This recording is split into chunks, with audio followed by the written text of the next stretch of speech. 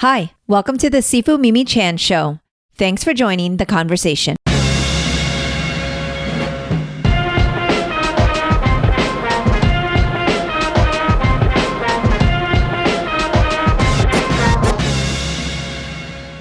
Have you ever felt imposter syndrome? We have. Oscar and I discuss the areas in our career and life where it hits us most. We also dive into the nuances of communication and what might be missing from our day-to-day interactions with our fellow humans. I've been nursing some minor injuries and just combating age, so we also record while doing some rehabilitation exercises and self-care. You can join us and watch on YouTube. Follow us down the rabbit hole again this week if you dare. My favor, as usual, is to please continue to share this podcast with others. It would mean so much if you also rate it and leave me feedback. If you would like to help keep this podcast going and support the work I do, visit my website or patreon.com/SifuMimiChan to become a patron of the show. This week, I'd like to give a huge shout out and thank you to my newest super patron, Alan Mazzoni. Thank you so much. I appreciate you. For comments or suggestions, reach out on social media at SifuMimiChan. Now, on with the show. Hello, Oscar. Hello, Mimi. We are back in the home gym. We don't have a cool name for it like Dr. Mark Chang does for his. What's his name? The Sanctum. How about the Lair? Because I think that's where the Thundercats were. Like a lair. Mm-hmm. Okay, not like a layer, like layer cake, but like a lair. Right. Is there a difference of how you say the word? I would have to Google. What do you call that in the English language? A homonym? Another good question that I don't have the answer to. Okay. So we are back in we're going to test it out, the lair.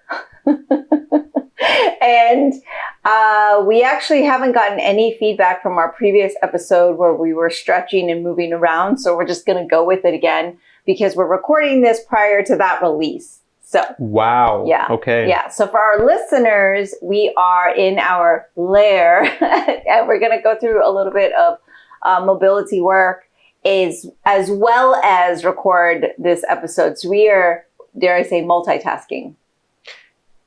You're the queen of multitasking, so that makes perfect sense. I think you said that last time.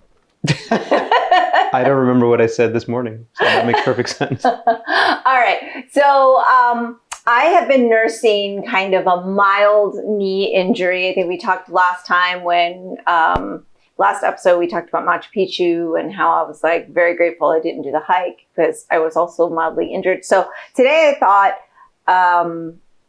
I would take advantage of your expertise and just have you work on a little bit of mobility and things I could be doing on these off moments while we also have a little discussion. I like it. Yeah. Okay. So what are we doing first?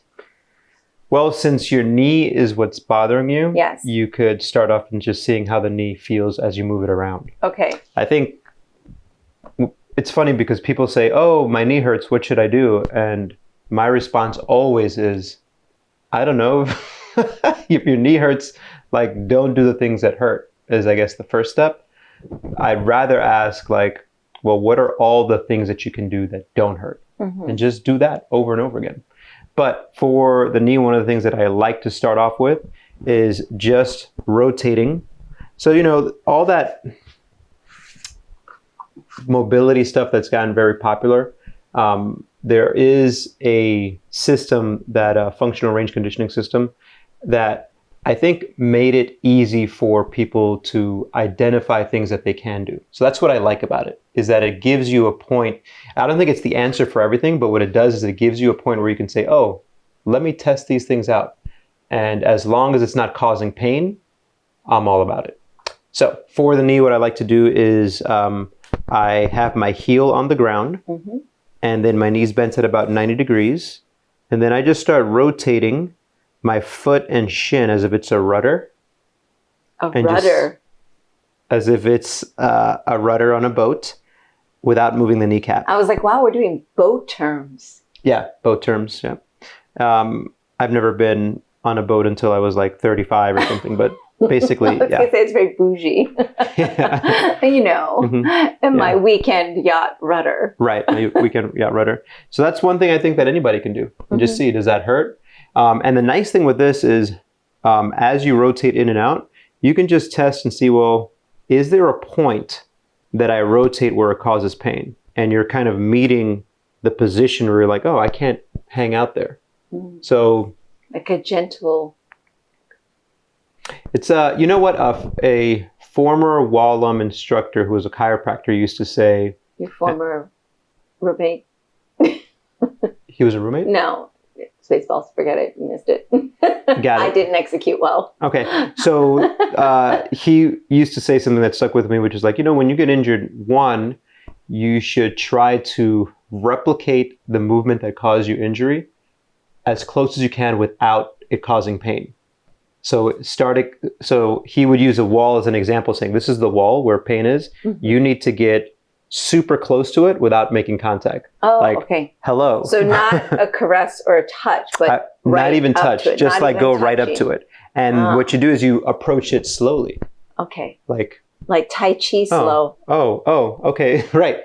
And I always have liked that. And Dr. Mark Chen, I think, also said that's one of the benefits of doing something like Tai Chi or even Kung Fu very slowly, where it almost looks like Tai Chi. Because you injured your knee doing Kung Fu, is start mimicking those movements slowly and exploring what you're able and not able to do. Especially when it's something that's not extremely traumatic, right? Where you didn't have to go to see anyone, an orthopedic surgeon or something, right? Because it wasn't a break or anything. So that's where I think I would start off with the knee. Okay, yeah. So we'll just kind of move around a little bit while and I'll just kind of follow your physical lead while we kind of share in another one of our very popular discussions. And I'm really just kind of speculating with the whole popular thing. I think we enjoy the discussion, and we're just hoping you all do too. I enjoy the discussion, and I enjoy that when we are filming here, that it feels very clean right now. Like I don't have a lot of my crap around. A lot of times I leave things laying around in the layer. Well, and the layer can become a trap layer. Okay, let's actually talk about that for a quick second, because anybody who knows you, anyone who's ever trained with you in your fit studio at the Walton Temple, knows that you're pretty OCD about cleanliness and keeping things neat. And I would say that on occasion, there might be like a rogue foam roller, or maybe, rarely actually weights, because we're pretty good about like, let's put the weights back, but maybe a hip band or something like that. But I wouldn't say it gets out of hand. Okay. Appreciate that. I'm just looking out and going, wow, this looks nice and clean. And I kind of like it. So yeah. For those that haven't listened to many of our previous podcasts, the dynamic here is Oscar is Supreme Purger. So what that means is he likes to throw 1990, everything away. Yeah, so I think Supreme Purger is an amazing, like, either superhero or villain name for comics. Well, being that this is a lair, it might be kind of a bit of a villain. But you could also be like that anti-hero. Yeah. Superhero. I definitely be the anti-hero where you're just not sure. He crosses lines. He crosses a little bit of boundaries, but he's likable. So when he murders someone, you're like... But he did it with a smile. He did it with a smile, and that person might deserve it. Some people deserve it. Interestingly enough, we kind of touched on this a bit in our Spider-Man podcast, if you recall, with the amazing Comic Book Pete from Paper Asylum, also known as Spidey Pete, and so many other things. But he and we shared in that really awesome conversation. And this doesn't really give any spoilers, but we discussed that certain characters, especially in that film, you go, well, nobody's like necessarily good or bad here. And the interesting part of superhero / comic book type characters is that they can be both, because kind of as humans, we are both, right? And I actually just had a really awesome conversation with Spencer Ackerman, who also is writing and wrote a few issues of Waller versus Wildstorm. And his hope was just that you could see a little bit of, like, I agree with this character in this page, but 3 pages down, I disagree, and that's okay. Yeah, I read the first 2 issues of that. It was very good. He does a good job of making you... so there would be a quick line on something that makes you think about something that's relevant now. Mm-hmm. And it could be with the government, or the U.S. government intervention in a lot of other countries. Just little things that make you think, okay, that's interesting because that's in the comic book world, but also I think the U.S. does stuff like this. They definitely do stuff like this. As a matter of fact, and not to kind of jump across to other podcasts, but I had the privilege of speaking with, interviewing, hearing the story from Ronald, who was a victim / survivor of the Lahaina fires.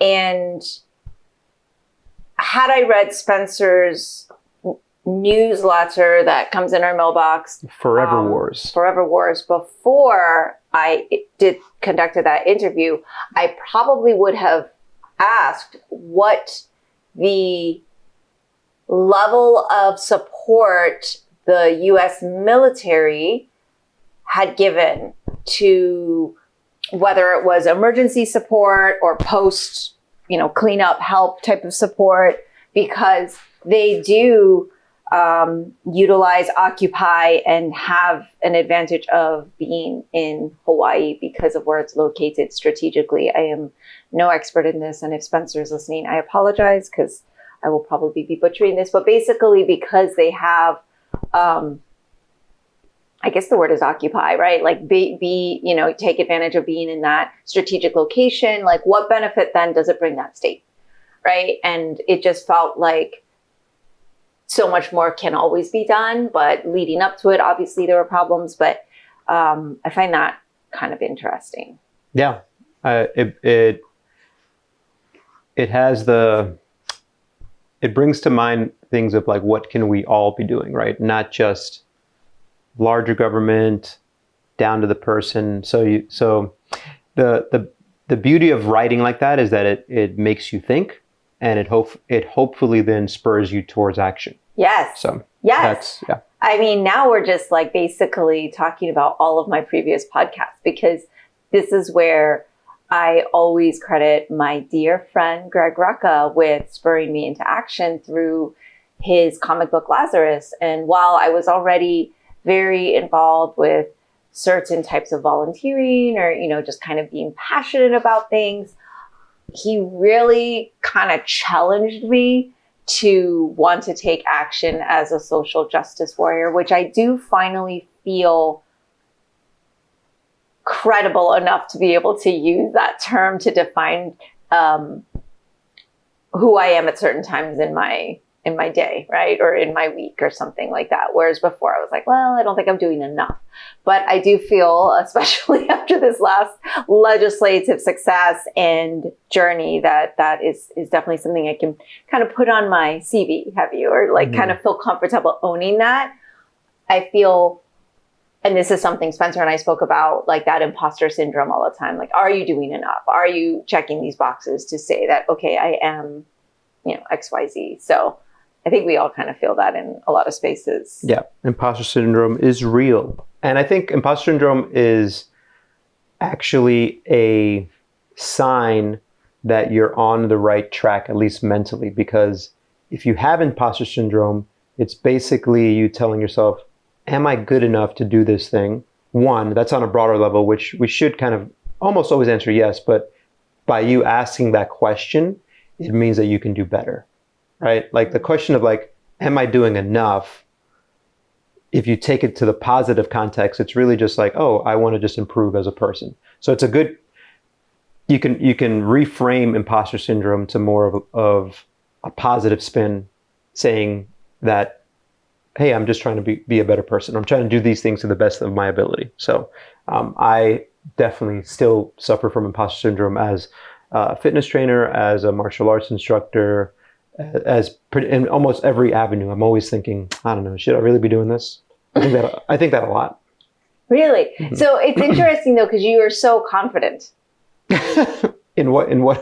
Well, you're such a good Kung Fu teacher. Let's take that as our first example. You get out in front of the classroom, you command the room. People really enjoy learning from you so much that you get feedback after class directly from students. I don't know that I ever get that. I think people run away from me after class, or they're just like throwing up in the bathroom or something. No, in all seriousness, the positive feedback you get is validating, but also kind of, I think that you feed off of that, right? And so next class you come back in and you're kind of like, yeah, they really enjoyed this aspect of class, or these, exercises I threw in, or this cueing or coaching or commentary or jokes or whatever it is you throw in. And then it makes you more confident each time you come back because you're getting that positive reinforcement. And not just from me, your wife /Sifu, like, oh no, yeah, good job. Because I'm sure you believe me, but because I would actually tell you the opposite if I didn't like something, because pretty open and honest that way. But I feel like it's even more so when you're getting it directly from the people that you're impacting, right? And so I think seeing you coaching classes, whether it's the kids or the little mantis, which are our tiny, tiny humans, or the adults or Tai Chi students, I feel like you are very confident in that space. So, I think I can project that during the class. I guess what I always do is afterwards is question myself. So I'll teach a class, I might get good feedback. It comes back afterwards and I'm like, oh, you know what? I did these things here, which I could have done better. A lot of times it comes from watching someone else teach and go, oh, okay, that's really, I guess I could have done that, right? And sometimes you have an interaction and it may be positive or not, but for some reason I always think back after an interaction and say, well, what could I have done a little bit better? It's hard for me to realistically praise myself. I do jokingly say it. Like, so we have at Walam Kung Fu, before and after classes, we kind of huddle together as instructors and discuss, hey, this is what's happening, or discuss what happened. And if it's amongst like younger instructors, I jokingly say, yeah, I taught class and it was amazing. And I'll laugh about it. But there is some part of that where I might think, yeah, I think I did a pretty good class. But the imposter syndrome, I guess the way I look at it is more of how can I improve, How can I make it better? I think this is also part of the Walam philosophy of at our temple, especially where we're constantly doing the 1% better each day, and just every opportunity to kind of question and ask ourselves, like, is this was good and it was probably good enough to sustain and to maintain a certain level, but we're always trying to, raise the bar, have you? So I think there's where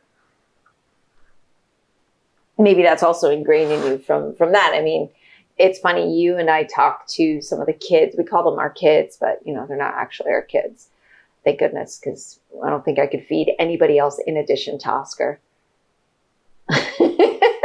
Okay. Just kidding.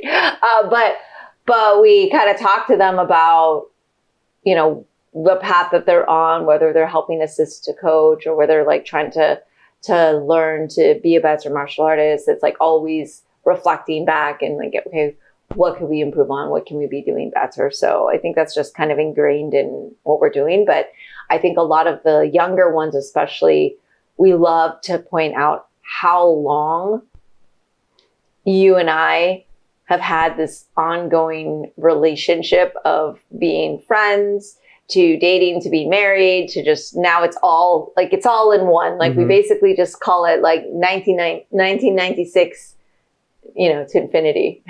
I like that. Yeah, We kind of, and we do it in a soulful way and in a mischievous way. Very mischievously. Yeah, see, you got that one real quick. And this is also, by the way, this is called the Throwback to Every Podcast in the Last Year episode, where, that's a little bit of our Hip Hop Turns 50 with Jason Chu episode. So you can check that out. But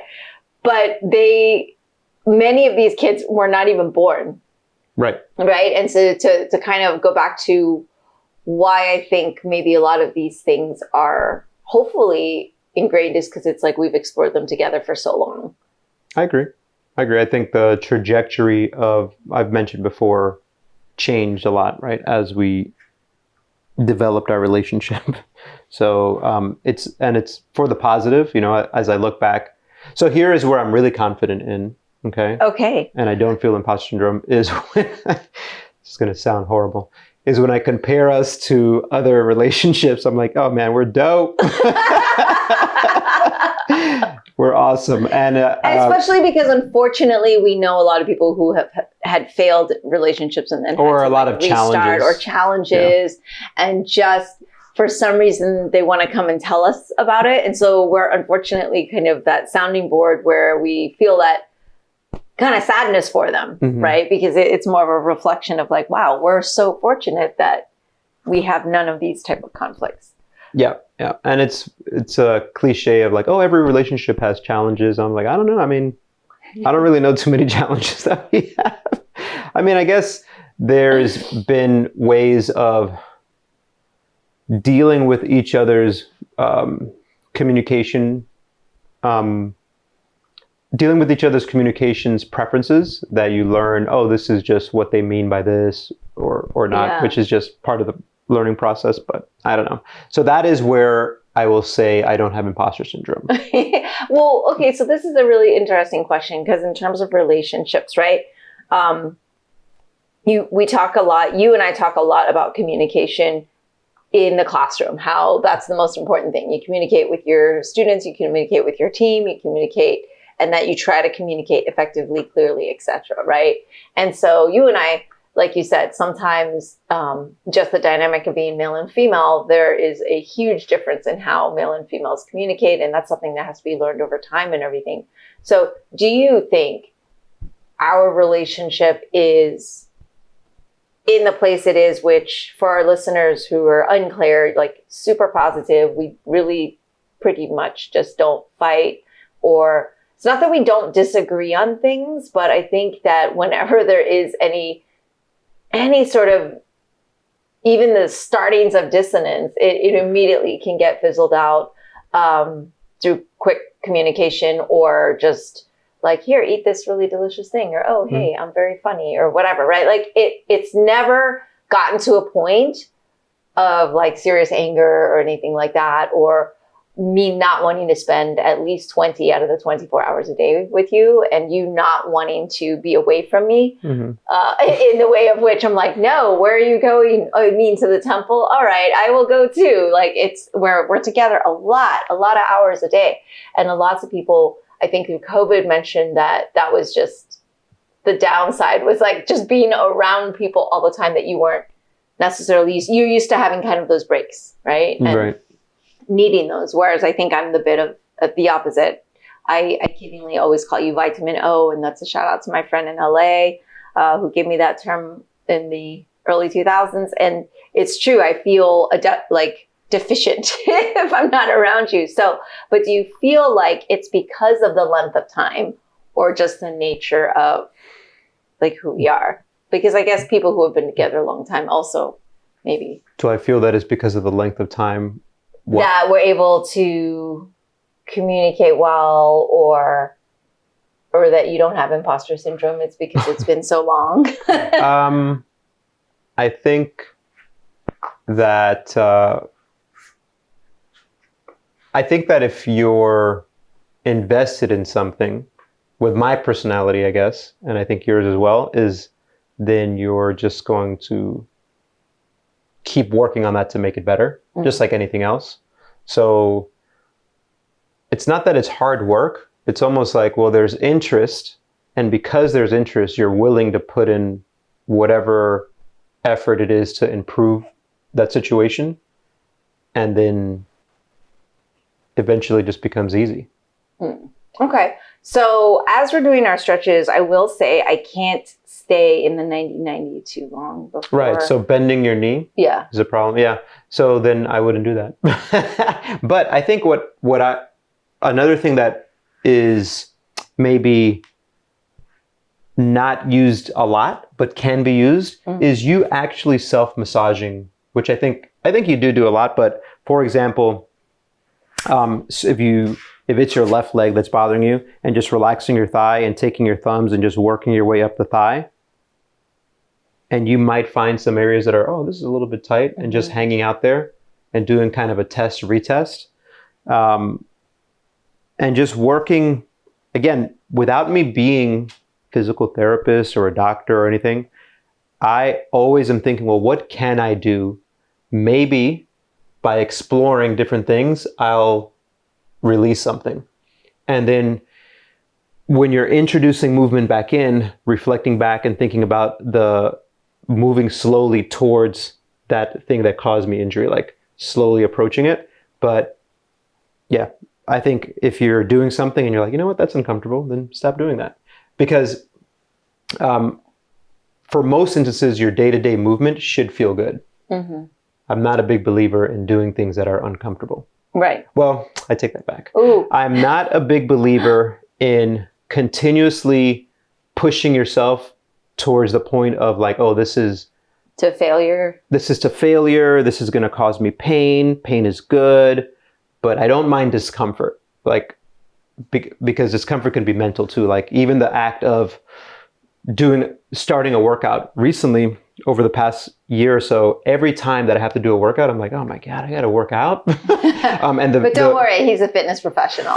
But the reason is there's certain workouts that I do, certain training sessions that I do that are moving me towards a specific goal. Like I have to recertify for the Strong First certification in a few weeks. And so there's certain criteria that I have to pass. So the training sessions are catered towards making sure that I pass that.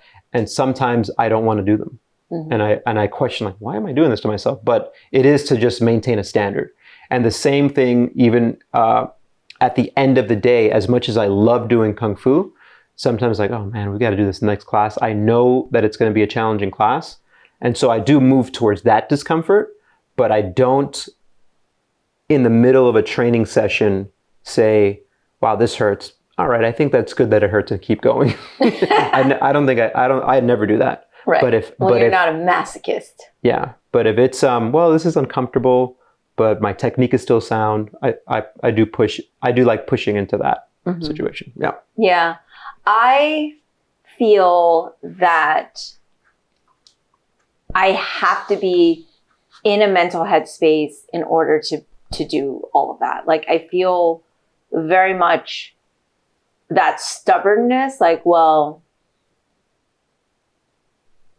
nobody else can really make me do something I don't want to do, right? And so I really have to be there. I have to be like, this is what I need to do, what I want to do. And this is something that I work a lot in therapy with self-talk and using word choice that is positive and productive to getting me to do these things in a positive way versus like having a negative connotation. So it's like part of my mental health that I definitely struggle with, which is interesting because as a Sifu, you're really able to just remove everything for yourself and just everything is for your students at that moment. And so it's like the imposter syndrome comes in where I feel almost hypocritical, like, well, I wouldn't be necessarily in their situation, like ready to jump into class. And I'm telling them, well, I'll do a series of questions. And then the goal would be to get them into class. Right. So it feels kind of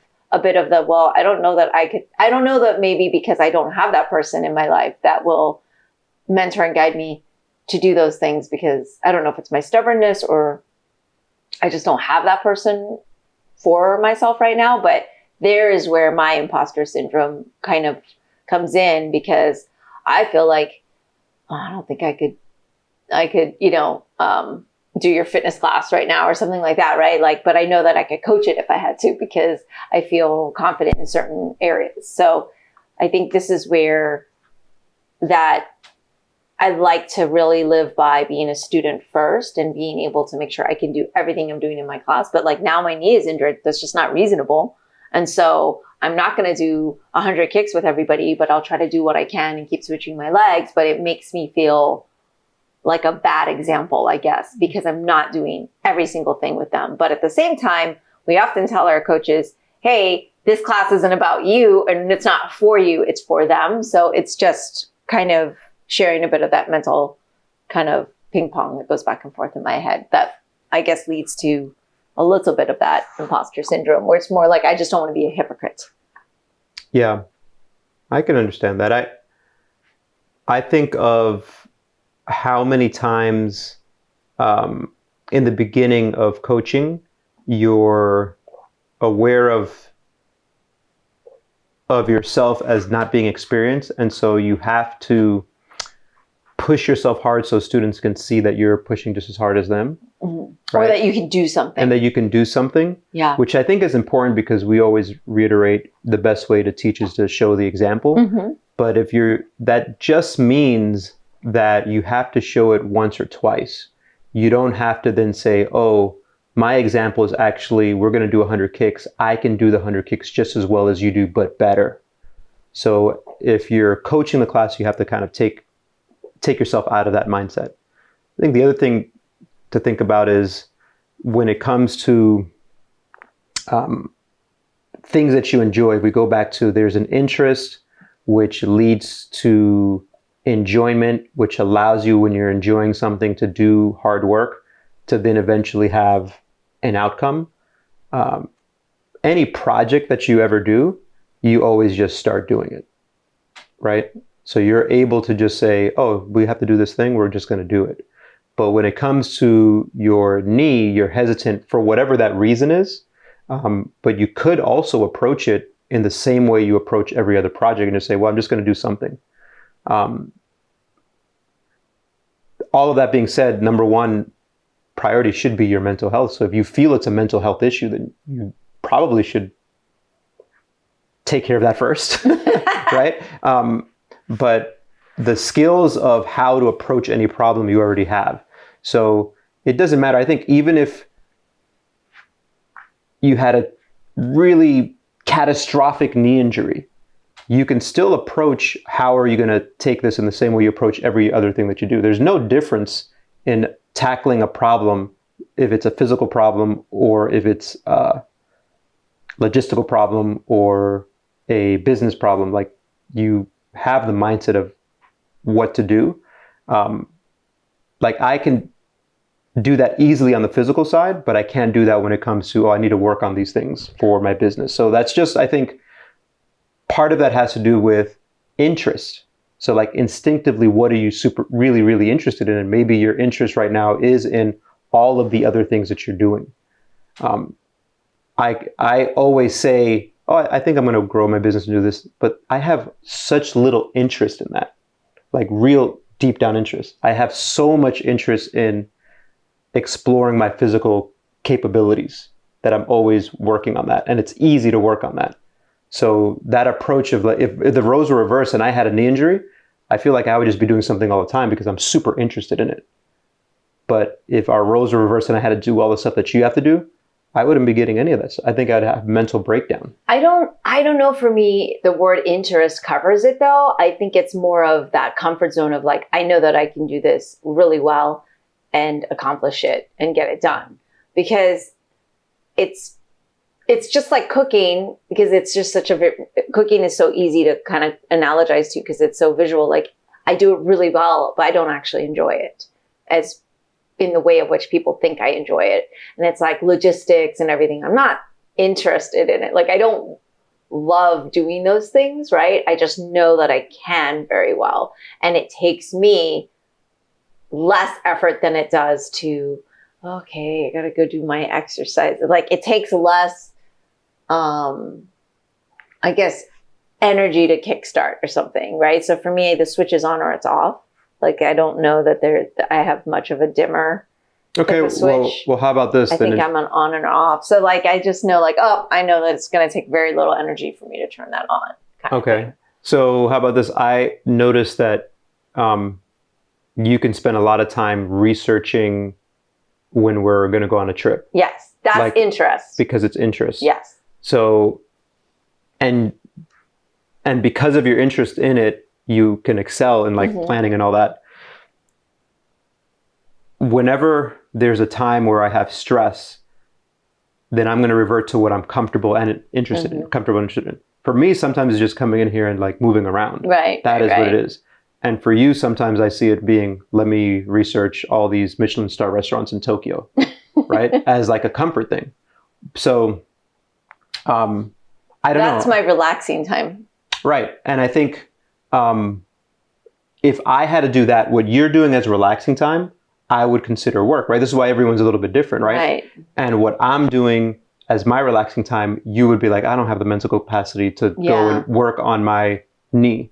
So there is a quote that I heard, which I don't remember the person. I know that I heard it on Tim Ferriss' podcast, and I think I even read the guy's book, and I don't remember the book. But it was this. Do consume a lot. It was this quote that said, I'm going to butcher it. We can look it up later. But how am I complicit in my life and the situations that I'm in, right?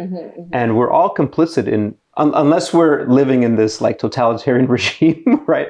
Like we're all complicit in in the situation that we find ourselves in. Oh yeah. And I know I catch myself a lot of times like, I got to do this thing or do that thing, but I usually choose to do every single thing that I want to do.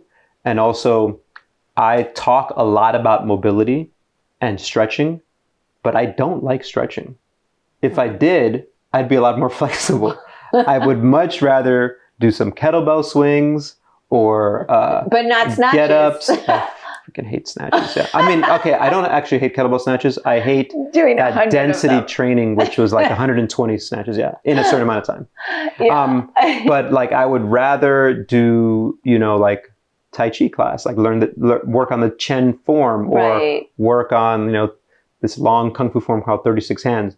But I don't know. It's like, but what do I always, maybe not out loud, but I say to myself all the time, is like, man, I really need to get more flexible so I can get lower into my stances.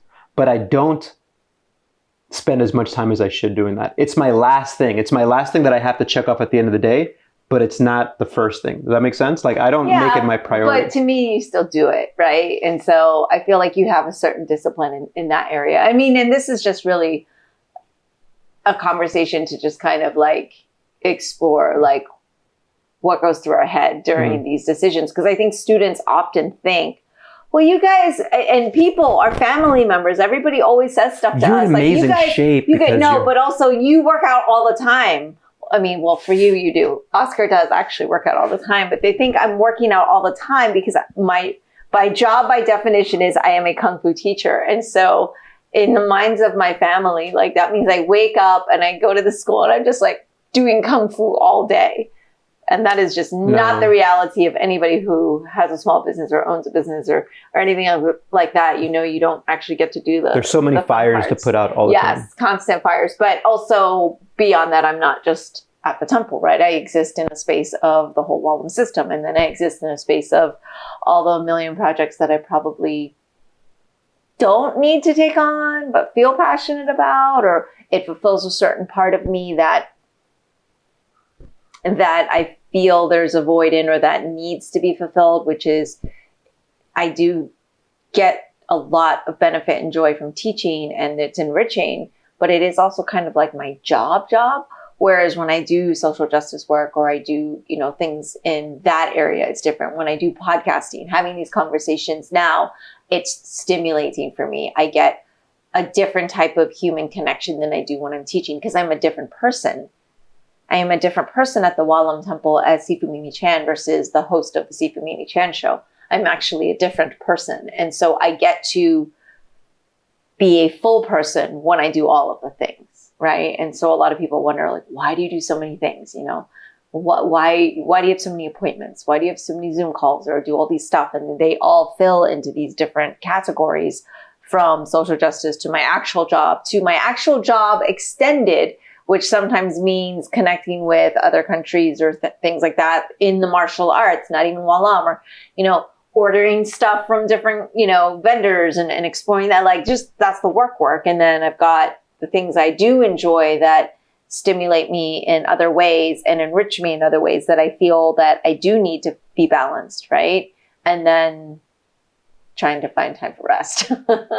So I find it kind of an interesting thing where students or people outside looking in have a very different perception of us. I mean, I think their perception of you is fairly true. Like you do actually work out all the time. I don't know. Yeah. You are moving. I do like to move around throughout the day. So yesterday was this, I had a session with Mr. Brett Jones, who's my coach. And then I had after that, I had a session with the kettlebell snatch stuff that I had to do. And I did that. And remember halfway through, I was like, man, this sucks. And I got through it. And towards the end, man, this is tough. Finished it. Wow, that was tough. And then that entire training part right there was only like 10 to 15 minutes, right?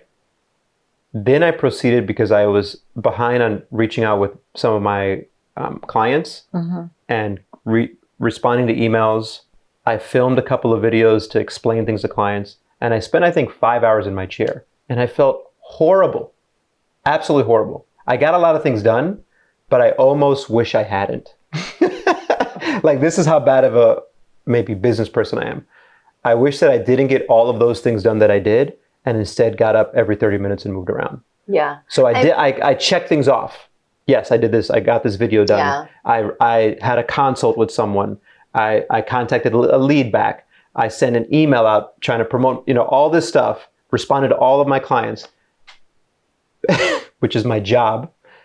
And I almost wish I wish that I had moved around more because the impact of what my body feels as normal was way off at the end of the day. I was just like, so anyway, that's, I guess, my way of saying that I didn't work out all day. But the one day in the week where he decided he had to do the responsibilities, that is his job. And I think that it still balances out. But I mean, in an ideal world, a lot of people do ask about this whole, how do you get to work out every day, et cetera, right? But you do try to set a timer. And even if it's to get up to just do one thing, it's still better than nothing, right? So something is better than nothing. Right? Yeah. But I guess to circle back to that point of that quote of like, how are we complicit in the situation that we find ourselves in? I think we're all pretty much complicit. We decide what we do. There are some things, okay, this is my job title and I have to do it. Like how you said, well, I've got to do all of these things. And there's so many things on that list that really only you can do. So that takes up a bulk of your time. But in addition, you're doing a bunch of other stuff that even if it's work and even if it's challenging, it still stimulates you in some way and you're choosing to do that. And we can't do everything, right? So then there's certain things that get prioritized that you can't do.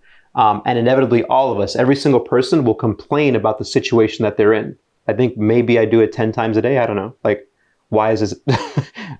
Even if it's not out loud, it could be just internally, but you just have to ask yourself, well, how am I complicit in this? And the answer almost inevitably is, oh, I'm complicit because I'm the one who's deciding to do this. Even doing a job that you're inherited, you still decided to do it. Right. No, I take full accountability. No, and I'm not blaming you or not blaming anyone. I just want anyone who might be listening to think about that first. Maybe I'm too harsh sometimes because I don't like hearing complaints, right? And I think in some ways, maybe you've heard me put out that vibe of like, oh, why is this person complaining? But I know that I complain also, like we all complain. And all it would take is just maybe 30 seconds of thinking about, well, hold on a second. Before I complain, how am I responsible for this situation that I'm complaining about? And it's like 99.99% is you, right? Yeah. I mean, I completely know this and think about it all the time. And I think we all do, right? It is the decision that I have made. And this is my life and this is what's real and this is what I've decided. So I don't disagree. I just feel like it's interesting to explore because how people perceive you or me or us, right? How people are perceived isn't always like kind of what's going on in someone's head. Yeah, I mean, we've talked about before the perception that I'm the nice person and that you're not. It's totally the opposite. I just have this face of the facade of niceness. you have your realistic face. When you don't like something, you don't really hide it. When you like something, again, you don't hide it. I'm kind of the same regardless, right? And maybe that's being So that fake. means he doesn't like anything all the time unless Maybe that's it's being a fake. souffle. Right. When it comes to food, I like that. Yeah, you're very expressive with food, though. Yeah. You're very different. You do a happy dance. You know, Mm-hmm. there's a lot of joy. But I think that at the end of the day, what's kind of important is just kind of always kind of questioning ourselves a bit to an extent, so that we don't drive ourselves. I like the to the extent part. Bananas, because that's my thing, right? Like a previous me would have taken maybe like what you're talking about and have taken that to the nth degree of like, you know, I need to be I'm complicit in this. I have to take responsibility for this. These are my decisions to a negative point. Like I will take that all the way to a negative point. Right. So then context matters because that's how you would take it. And then this is where you and I are totally opposite. I don't take anything to the nth degree except for food, right? Like it's almost like, yep, I'm complicit. Okay, cool. And then I'll move on. And I still, you know, so, but you're right. You have to be careful who you give advice to, or you try to, you know, project values on. Because people will take it in however they either need to hear it or also how they think they're hearing it. Mm-hmm. And it can be completely different in how you're sharing it, right? And so that's why we talk in our coaching a lot about, all right, so I would like you to go next door, bring me the boxes that are on the third shelf on the left. And then I'm like, okay, say that back to me. And then you want those boxes on the floor. Got it. Right. And then you go, whoa, wait, what? Or not even boxes. Or like, and you realize, okay, I gave too many. Okay, so I need you to go next door. Repeat that, you know, and then you have to break that down. And I think this goes back to our communication discussion, which is you and I have a shorthand with communication. Because we've been around each other for so long. We have so many movie and music and podcast references and things like that I often say half things in my head and half things out loud and realize, oh, wait, I'm expecting people to read my mind. And my mind's going and racing so fast. I realize I have to like express and clarify better, not go slower. That's the wrong word. Verbally, yes, I think I do need to slow down my speech because I talk fast, but I think that this is where like it helps to kind of understand who you are as a communicator and then understand who you're speaking to as like them as a listener and what that is, because sometimes you have to like code switch or translate. And well, that makes me think of your evolution as a leader, right? Because I keep saying like I heard this somewhere, but a good leader isn't always a ball hog. You know, they use like a basketball reference, which we haven't seen basketball really watch basketball we watched since the that 90s. one documentary. We watched a documentary on Steph Curry. We watched the Last Dance. Right. So, like for example, Michael Jordan is a great example, right? He was able to elevate his team. But a lot of times he is a ball hog, right? Mm-hmm. And in a leadership position, it depends on what the ultimate goal is. So his ultimate goal is we need to win a championship. Mm-hmm. But maybe the ultimate goal for you, whatever, for Wallam is not we need to win. It's you need to, you know, move forward. And so what I'm coming back to here is your leadership style was like Michael Jordan before. He was like, well, I can do everything. Give me the ball, boom, I got the three. I'm going to take it. I'm going to dunk it. And there's an issue where you can wear yourself out, but also maybe not give I'm not accusing Michael Jordan of this, by the way, but also not allow other people to thrive because you're doing so well, because you're able to do so many things so well. So this is where, again, the evolution of you as a leader, you've learned to I'm going to listen more. I'm going to see if I can be clearer with my instructions. All of these things will empower the people around you and give them skills to then improve, right? And let them like knowing like I could have taken that 3-point shot and I would have made it. That person took it, they failed, but they're going to learn from that. And in the long run, it's going to be better for everyone. You I think know what it's I mean? the goal, right? But I love that you're comparing me to Michael Jordan. That's pretty awesome. but I mean, I don't know, you know. but I think it's interesting because I think my leadership style has changed, but I think my communication style has definitely changed. And I'll say this, and I think this is a little bit of a can of worms that probably needs to be opened at a different time. But since we're there, I will say there is a specific reason I was so abrasive and purposely, maybe even, I don't know if mean's the right word, but very strict and more of a harsh teacher in the past. Because as a 16-year-old instructor to 28, right? Like you're so young as a female. And I'm not saying it was the right way, right? But I felt like yelling and being very intimidating and being very abrasive was the easiest way or a sure way to gain a bit more respect. Like if I had tried to be, I mean, people probably think this is really funny, as nice as I am now, because I don't know that people think I'm necessarily nice, but I don't know that I would have been able to command the room, the system, the teams, the students that were significantly older than me. Like, I think I felt like I had to be a certain way. And I don't know if any of that is true or valid, but I do know as a woman, as a young woman, right? A teenager to adolescent to a young adult, like a 20-year-old, I felt that I had to be extra. And I had to be extra in order to get what I needed to get across and done and not questioned. Right. Because I didn't have leadership teaching me a better way, because I know my 20-year-olds, my 16-year-olds, they don't need to be that way. But I have used all my experience to now share this with them. Like, here is how you can do that, right? I didn't have anyone to kind of guide that, right? So I feel like those were the mistakes that I had to make and learn from in order to then, bring that forward. Yeah, so there's the part where you didn't have, here's how to be a leader, other than male examples who are much older. Mm-hmm. And then you also were in the 1990s, which is the environment has definitely changed and improved in 2023. Yeah. Right. There's always the respect for women is radically different. So right?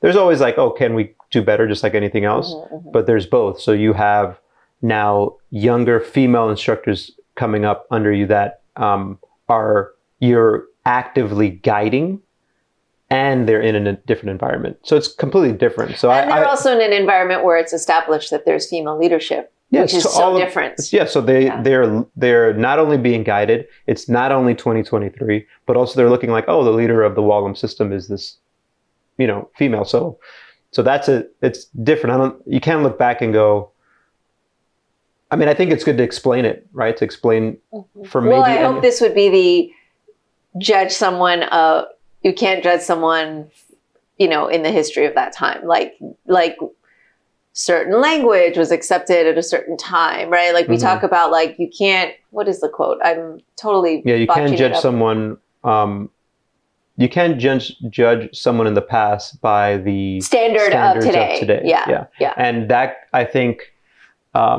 everyone deserves second chances, right?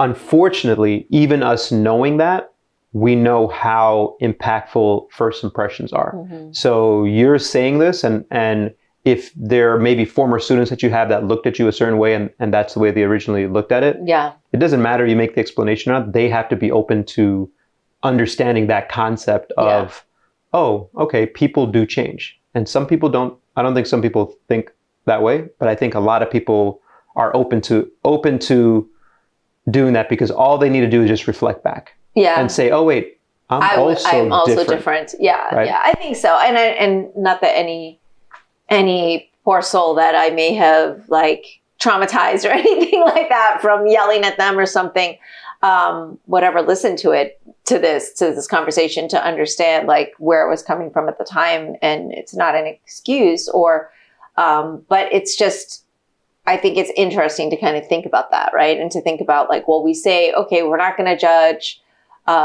this author for the language they used in this book in, you know, the whatever 1900s versus like now we know we don't use, you know, these terms and things like that. Like we're not going to judge them by the standard, but I don't know that we as humans are as forgiving when it's not something so tangible, right? Because then it's our memory of like, well, you know, Sifamimi was this person, and so explain more about tangible. You're talking about like a book, physical like interaction, or no, you could see a book and you could see, okay, this is what the writing is in 1930, and then now it's 2023. We're not going to look at a 1930 book, and it's, you know, but whereas you think about, oh, you know, when I coached class when I was 18, compared they're to how basing on now. memory. Yeah, there's so many factors. It's just not as tangible. It's not as like I see what you're saying. able to be kind of grasp. Right. You don't have this physical, like written document. Yeah, like here's this, and obviously right. we can look at that as an analogy. This is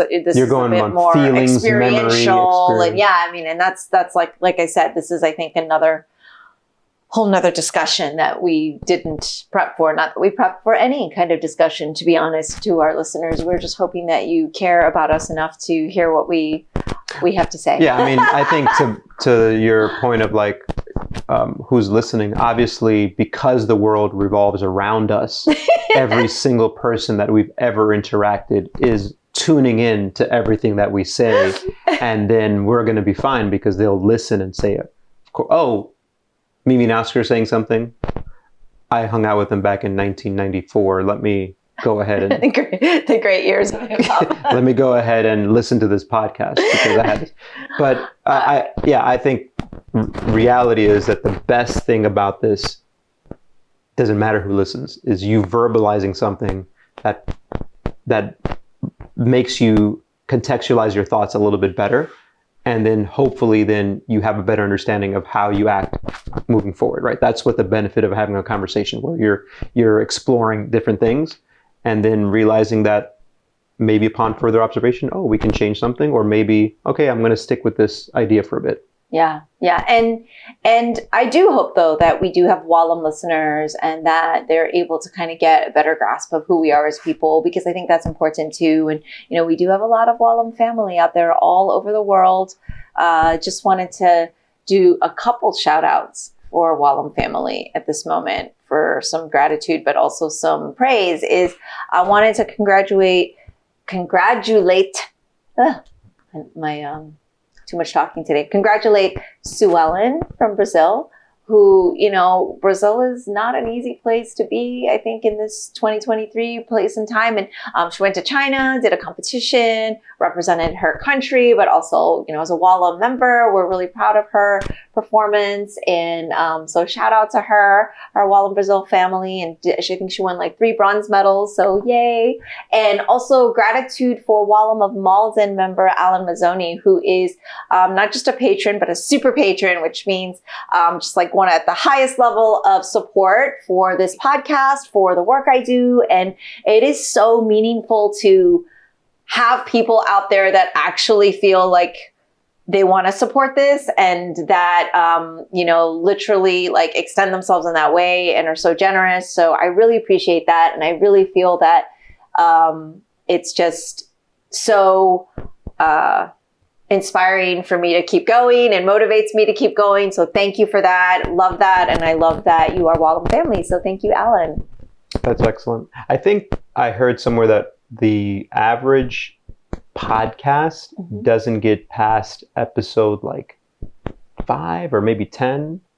Yeah. Wow. Because there's so many podcasts that go out and then eventually someone goes, whoa, this is too much work, and they stop. So we are at 352, I believe. Which is amazing. So, yeah. So you're at the top % of being consistent and following through, because some people, they stop at 5 or 10 or 20, or like, this is episode 100. I'm done, right? They have a certain goal and that's when they're going to stop. And it's nice to see, you know, you continuing. The cool thing is you have patrons, right? People who support you. You have listeners who actually come up to you and tell you. Yeah. And then whether positive or negative, we get comments too on things. And I always look at that now as it's a good thing because, oh, that means someone actually listened. And they're engaging. And it doesn't matter if I agree with that comment or not. Like in the past, I'd be like, yeah, whatever. But now I'm like, hey, thanks for listening. Yeah. Even though I don't agree with your comment, I appreciate that you took the time to do that. For me, one of the biggest things that's been just such an impact in my life is the friendships I've made through this. Yeah, and so many. The conversations, which is why listeners are like, you haven't had anyone new on in forever. Like, I just want to keep exploring the depth of conversations with the people that I got a chance to get to know and meet, because there's so much more for them to share and for me to learn from, and hopefully all of you as well. So yeah, I love that this podcast has been ongoing for so long, so consistently. I mean, I really only try to take the holiday break, the Chinese New Year break, and then very intermittently through the years are there like some repeat episodes where I just like, hey, people probably haven't heard this from season 2 or whatever, meaning year 2, because this is definitely not seasonal. It's like constant, you know, it's all year round. Maybe I should think about something seasonal, but I'm going to keep going as long as I can keep enjoying the conversations. I love building the relationships I've had. I love having these conversations, and it feels so amazing to be supported by my patrons. So thank you all so much. And we'll wrap it up there. Thank you to our listeners who keep commenting. Oscar really likes to, interact with you. So keep the comments coming, everybody. Whether positive or negative. All right. Until next time. That's all for today's episode. Thanks for listening to the Sifu Mimi Chan Show. Please subscribe and rate my podcast on your platform of choice and leave a review. You can become a patron of the show at patreon.com/SifuMimiChan to help keep this podcast going. Follow me and interact on social media at Sifu Mimi Chan on Instagram, Twitter, or Facebook.